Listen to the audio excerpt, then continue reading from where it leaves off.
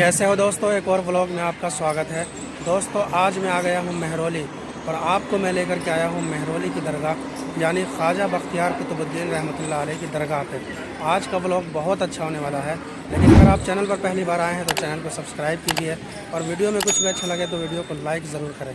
तो चलिए व्लॉग को शुरू करते हैं। दोस्तों ये है महरौली बस टर्मिनल की तरफ से आने वाला रास्ता और ये जो सामने की तरफ रास्ता जा रहा है यही महरौली दरगाह पे जा रहा है, यानी ख्वाजा कुतुबुद्दीन की दरगाह पे ये रास्ता जा रहा है। दोस्तों यहाँ देख सकते हैं ज़रूरत का सारा सामान मिल रहा है, खाने पीने की होटलें भी हैं, तो चादर फूल आप यहाँ से ले सकते हैं। और दोस्तों ये है दरगाह शरीफ का मेन गेट, देख सकते हैं। वैसे तो इस दरगाह में 2 गेट है, लेकिन मुख्य द्वार यानी मेन गेट इसे ही बोला जाता है। यहाँ पे चादर फूल की दुकान बहुत सारी है, जहाँ से आप चादर फूल लेके अंदर जा सकते हैं। दोस्तों हम अंदर आ चुके हैं और देख सकते हैं अंदर का कुछ ऐसा नज़ारा है। ये सीधा रास्ता जा रहा है दरगाह शरीफ पे। दोस्तों अगर इस दरगाह की बात की जाए तो ये दिल्ली के महरौली में स्थित है और इसका सबसे नियरेस्ट मेट्रो स्टेशन जो है वो कुतुब मीनार मेट्रो स्टेशन है। आप वहाँ से आसानी से यहाँ पहुँच सकते हैं और महरौली बस टर्मिनल बिल्कुल पास में है, वहाँ से आप पैदल भी आ सकते हैं। दिल्ली में कहीं से भी आप बस पकड़ें, महरौली बस टर्मिनल आ जाए, वहाँ से आप आसानी से आ सकते हैं। दोस्तों ख्वाजा कुतुबुद्दीन बख्तियार काकी रहमतुल्लाह अलैह की पैदाइश कज़ाकिस्तान में 1173 में हुई थी और इनकी वफ़ात हिंदुस्तान के शहर दिल्ली में 1235 में हुई थी। दोस्तों इनका 62 साल की उम्र तकरीबन रही और 62 साल की उम्र में इनके हाथ पर हज़ारों करामात ज़ाहिर हुई। अपने वक्त के बहुत बड़े वली गुज़रे थे और बहुत बड़े बुज़ुर्ग थे, बड़े बड़े लोग इनसे बैत थे। दोस्तों अपने ज़माने के बहुत बड़े वली अल्लाह थे। और यहाँ पे कव्वाली भी हो रही है, तो आप कव्वाली भी सुन सकते हैं थोड़ी देर बैठ के। अक्सर यहाँ पे कव्वाली होती रहती है, तो आप थोड़ी देर बैठ के यहाँ पे कव्वाली का भी आनंद ले सकते हैं। और दोस्तों ये जो देग देख रहे हैं आप, ये देग नहीं है बल्कि ये एक गुल्लक है, यानी यहाँ से आप स्कैन करके भी पैसा डाल सकते हैं और कैश भी डाल सकते हैं। और ये जो दरवाज़ा है यहीं से है, जब अंदर की तरफ चलेंगे तो ख्वाजा कुतुबुद्दीन बख्तियार काकी रहमतुल्लाह अलैह के दरगाह पे पहुँच जाएंगे।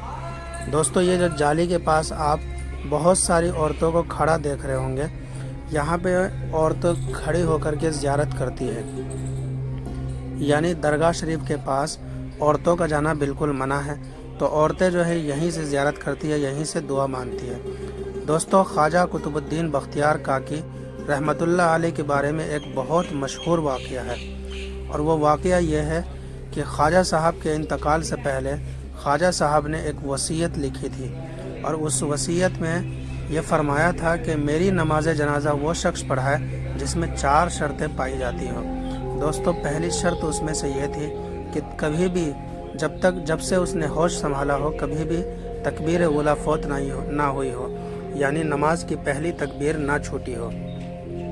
और दूसरी शर्त जो थी कि तहज्जुद की नमाज कभी कज़ा ना हुई हो।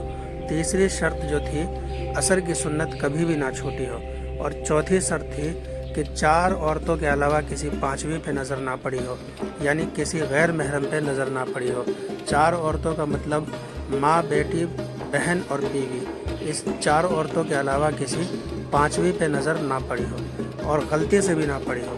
दोस्तों सुबह से लेकर शाम तक जनाजा रखा रहा और बहुत सारे वली अल्लाह, बहुत सारे बुज़ुर्ग उस जनाजे में मौजूद थे, लेकिन किसी की भी हिम्मत नहीं थी कि नमाज जनाजा आगे आकर के पढ़ाए, क्योंकि कोई भी आदमी अपने अंदर इन 4 शर्तों को पूरा नहीं पाता था। बड़े बड़े वली अल्लाह, बड़े बड़े बुज़ुर्ग उस मजमे में मौजूद थे, लेकिन किसी की भी हिम्मत नहीं हुई कि वो नमाज जनाजा पढ़ाए, क्योंकि कोई भी शख्स अपने अंदर इन 4 शर्तों को एक साथ पूरा नहीं पाता था। दोस्तों ये जनाजा सुबह से लेकर शाम तक रखा रहा और शाम के वक्त एक फटे पुराने कपड़े में एक आदमी सामने आया और वो ख्वाजा साहब के मैयत के पास गया और आपके चेहरे से कफन के टुकड़ा हटा करके चंद आंसू बहाए और उनका जुमला जो था वो ये था कि ए मेरे ख्वाजा, आपको क्या मिला मेरा राज फाश करके। آپ کو کیا ملا مجھے دنیا کے سامنے بے نقاب کر کے؟ یہ راز میں جانتا تھا یا میرا اللہ جانتا تھا یا آپ جانتے تھے؟ اے میرے خواجہ، آپ تو دنیا سے چلے گئے اور مجھے دنیا کے سامنے میں بے نقاب کر گئے۔ اس کے بعد دوستو انہوں نے اعلان کیا کہ صفحے درست کیجئے، مجھ غریب فقیر میں یہ چاروں شرطیں پوری پائی جاتی ہیں۔ اور میں سمجھ گیا کہ خواجہ صاحب نے میرے سے ہی کہا ہے نماز جنازہ پڑھانے کے لیے۔ دوستو آپ کو جان کر حیرانی ہوگی کہ وہ کوئی عام انسان نہیں، وہ کوئی عام انسان یا عام شخصیت نہیں، بلکہ وہ اس وقت کے دلی کے بادشاہ یعنی دلی کے سلطان تھے، سلطان شمس الدین التمش، جن کی قبر مہرولی میں ہی ہے، قطب کمپلیکس کے اندر میں ہے۔ آپ قطب مینار جب جاتے ہیں تو ایک سنگ مرمر کی قبر یعنی وائٹ کلر کی قبر آپ دیکھتے ہوں گے، وہی ان کی قبر ہے، جن کا نام سلطان شمس الدین التمش تھا، جنہیں اتہاس میں التتمش کے نام سے جانا جاتا ہے، جن کی بیٹی رضیہ سلطانہ بہت مشہور شاشک گزری ہے۔ دوستو اب میں آپ کو لے چلتا ہوں خواجہ صاحب کے استاد کی قبر پہ۔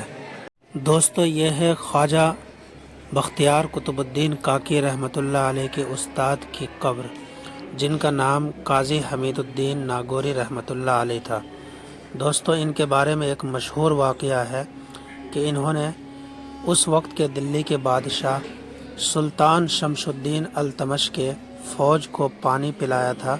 یمن کے مٹی کا لوٹا تھا جس میں 32,000 فوج کو ایک لوٹے سے پانی پلایا تھا، اور وہ لوٹا پورا کا پورا ویسے ہی بھرا ہوا تھا۔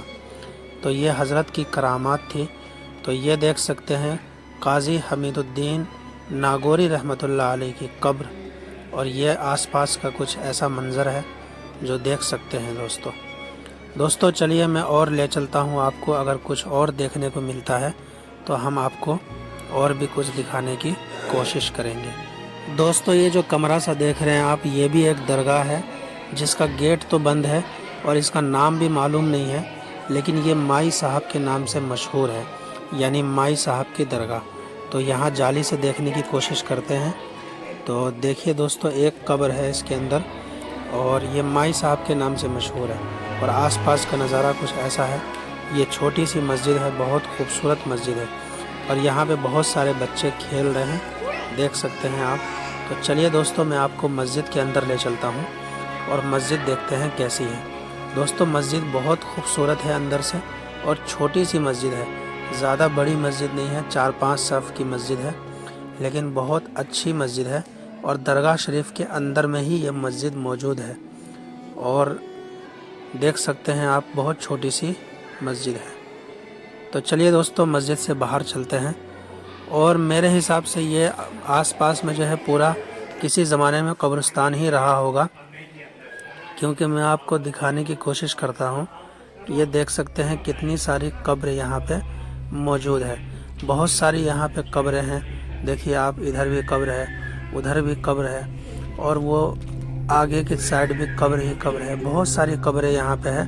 کسی زمانے میں یہ قبرستان رہا ہوگا، آج بھی قبرستان ہے، لیکن آج اس کی کنڈیشن کچھ الگ ہو گئی ہے، آج اس کی رونق الگ ہے، کیونکہ یہاں پہ ایک اللہ کا بہت بڑا ولی دفن ہے، یعنی خواجہ بختیار قطب الدین رحمۃ اللہ علیہ کے آنے کے بعد اس قبرستان کی قسمت ہی بدل گئی۔ دوستو جیسا کہ ولاگ کے شروع میں نے آپ کو بتایا تھا کہ اس درگاہ کے 2 گیٹ ہیں، تو دوسرا گیٹ آپ دیکھ سکتے ہیں ادھر سے ہے، یہ ظفر محل کا گیٹ نظر آ رہا ہوگا، بالکل اسی کے برابر سے یہ دیکھ سکتے ہیں ظفر محل کی بلڈنگ کے دیوار آپ کو نظر آ رہے ہوں گے۔ تو اسی کے برابر سے دوسرا گیٹ ہے درگاہ شریف کا، جہاں سے ہم اندر جا کے آپ کو دکھائیں گے کہ یہ دروازہ کہاں پہ نکلتا ہے۔